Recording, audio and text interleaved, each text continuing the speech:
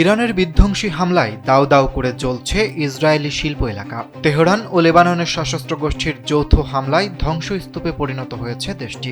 হাইফার পর এবার অবৈধ ভূখণ্ডটির নিয়ত হোভব শিল্প অঞ্চলে ইরানি ক্ষেপণাস্ত্রের আঘাতে ব্যাপক অগ্নিকাণ্ড ঘটেছে। সেখান থেকে বিপজ্জনক রাসায়নিক চুইয়ে পড়ার আশঙ্কাও দেখা দিয়েছে বলে জানিয়েছে ইসরায়েলের পরিবেশ সুরক্ষা মন্ত্রণালয়। বিস্ফোরণের শক ওয়েভে একজন ব্যক্তি গুরুতর আহত হয়েছেন। জানা গেছে, রাসায়নিক চুইয়ে পড়ার বিষয়টি তদন্ত করে দেখা হচ্ছে। তবে এই মুহূর্তে রামাত নেগেভ আঞ্চলিক কাউন্সিলের আশেপাশের শহরগুলোর জন্য কোনো ঝুঁকির আশঙ্কা নেই বলেও স্পষ্ট করেছে মন্ত্রণালয়টি। দেশের মানুষকে প্রতিদিন সুরক্ষিত রাখার প্রত্যয় নিয়ে সেফটি কেবলস সহ এলো সেফ সিলিং ফ্যান।